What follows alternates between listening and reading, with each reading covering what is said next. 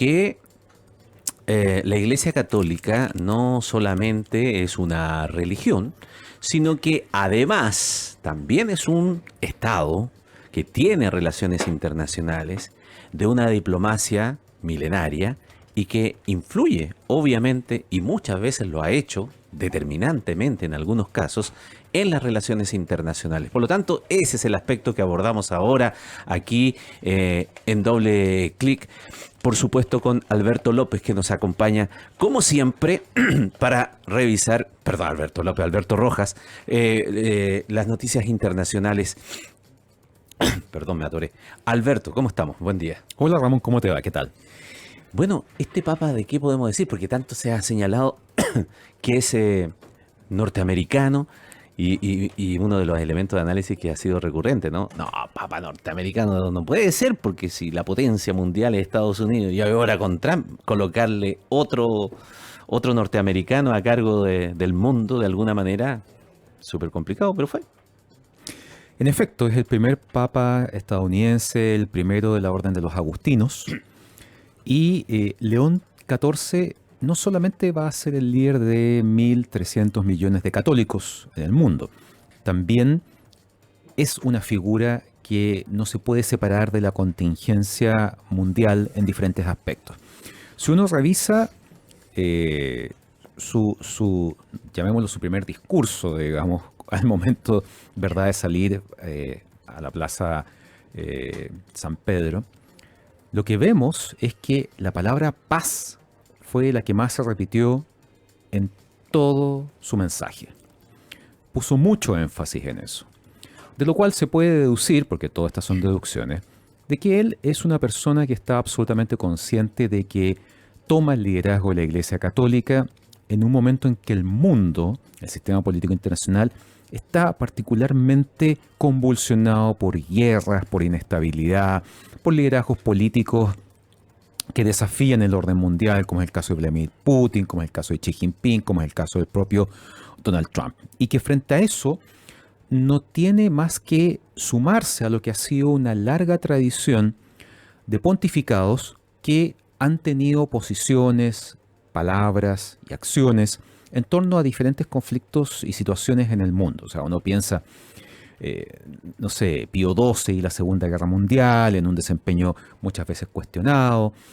Juan XXIII es el papa al que le toca la crisis de los misiles en Cuba. Claro. Cuando el mundo estuvo al borde de una guerra nuclear. Y él personalmente escribe cartas dirigidas a John Kennedy y a Nikita Khrushchev pidiéndoles que por favor eviten el desenlace de una guerra nuclear.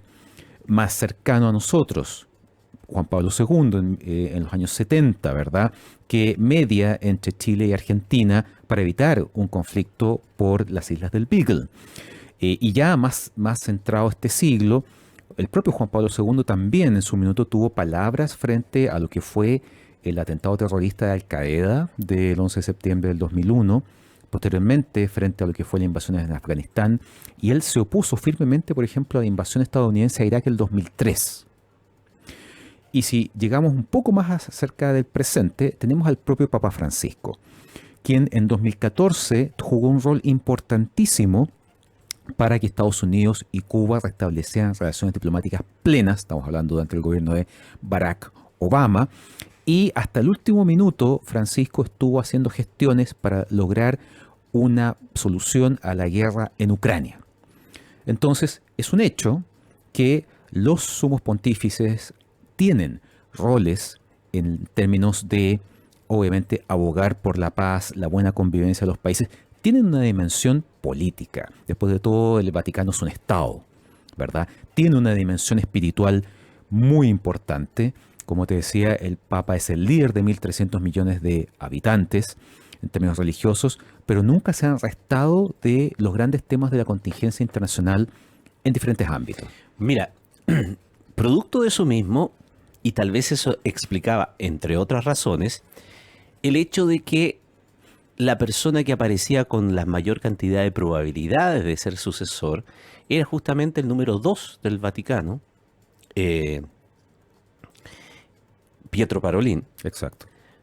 Hábilmente un diplomático, un negociador. Entonces, si lo veíamos desde ese punto de vista, parecía la persona tal vez indicada. Otros decían también el cardenal enviado al tema de Ucrania. Eh, ya, entre tantos nombres se me escapa por ahí. Supi o algo así. Supi. Eh, pero termina siendo esta persona, y vuelvo al tema de que sea nacido en Estados Unidos, eh, pero siendo, como decía alguien por allí, el menos estadounidense de los estadounidenses, tal vez, por la característica que tiene la formación, ¿no? El hecho de toda esta mezcla que hablábamos recién, incluso cultural, que recalcaba el cardenal Chomalí, con quien conversábamos hace un rato. Claro. Mira, hay que decir que el Papa León XIV es, claro, el primer papa nacido en Estados Unidos, es estadounidense, pero vive más de 20 años en Perú y tiene la nacionalidad peruana. Y en ese aspecto, un par de reflexiones. La primera, ya sea los medios de comunicación o las casas de apuesta, nunca aciertan con el nombre de el Papa y del Nobel de la Paz. Nunca. Nunca. Eso es un hecho, está comprobado estadísticamente. Por lo tanto, que haya sido él el elegido, tal vez hay que mirarlo desde otros códigos. Por ejemplo, el hecho de que el propio Francisco lo lleva desde Perú al Vaticano para que lo ayude en el tema del nombramiento de cardenales, que es un tema súper importante, sobre todo en el contexto de este cónclave, porque no solamente aumentó el número de cardenales que son parte del cónclave, sino que además muchos de ellos fueron creados por Francisco. Y en ese contexto, Francisco lo que hace de algún modo es traerlo cerca de él, porque ve similitudes. León XIV tendrá su propio perfil y irá construyendo su propia historia de aquí en adelante. Pero en muchos aspectos lo que Francisco ve en él es algo que le gusta a Francisco, un religioso con calle, un religioso que ha conocido la pobreza, la miseria en Perú, en otras partes del mundo, que no es un tema ajeno, no viene de la alta curia, por decirlo de alguna manera, viene de otro lado, viene de otra vereda. Y en el fondo lo que quiere Francisco con él es una figura que en cierta forma le dé continuidad a su gestión. Él toma el relevo de manera muy clara de Francisco en un esfuerzo por acercar a la Iglesia Católica a feligreses que se han distanciado por diferentes motivos, ¿verdad? Hay que entender que también la Iglesia Católica como institución construida por seres humanos ha pasado por diferentes etapas y momentos controvertidos, desde los abusos sexuales hasta los temas financieros en el Banco Vaticano. Y eso ha generado un alejamiento de la feligresía. Y que también la Iglesia Católica, no diré que compite, pero evidentemente sabe que está perdiendo mucho terreno, por ejemplo en América Latina, frente al avance de las iglesias evangélicas. Hace mucho tiempo que el Vaticano da por perdida Europa como una especie de cantera de feligreses. Norteamérica es mayoritariamente protestante. De hecho, Estados Unidos, el 20% de la población estadounidense son católicos. Y a lo largo de la historia solamente ha tenido 2 presidentes católicos, Kennedy y Joe Biden. ¿Y en dónde está buscando hoy día feligreses? ¿Dónde está buscando crear iglesia el Vaticano? En África subsahariana y Asia. O sea, sin ir más lejos, el nuevo nuncio que viene a Chile es de origen indio. Entonces, eso es interesante, que en el fondo Francisco ve en León XIV a alguien que pueda tomar la posta y seguir ese trabajo de acercar la iglesia a los sectores que se han distanciado, darle sentido, ¿verdad? Solidarizar con los aspectos fundamentales de una sociedad que cada vez está más dura en muchos aspectos, y al mismo tiempo vincularse a través de el mundo que le toca vivir, tecnología, redes sociales, videollamadas, mega eventos, ¿verdad? Como las jornadas de la juventud, ¿te fijas?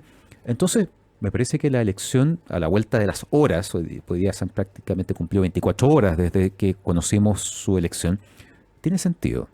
Tiene sentido, vemos que tiene una misión, que traza una línea, en sus primeras palabras ahí deja instalados muchos de sus temas, ¿verdad?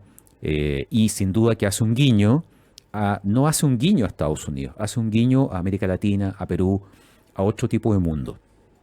Entonces, vamos a tener que empezar a conocer progresivamente a León XIV, entendiendo de dónde viene su vínculo con el antiguo Papa, y en donde el factor estadounidense me parece que podría quedar prácticamente en un ámbito anecdótico.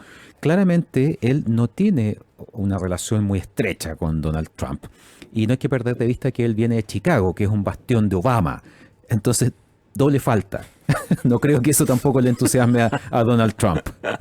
Obviamente él va a sacar partido de esto, e incluso no olvidemos que hace unas semanas Donald Trump salió en una imagen de inteligencia artificial convertido en papa. Y bromeó cuando le preguntaron cuál era su favorito, dijo que a él le gustaría ser papa. Exactamente.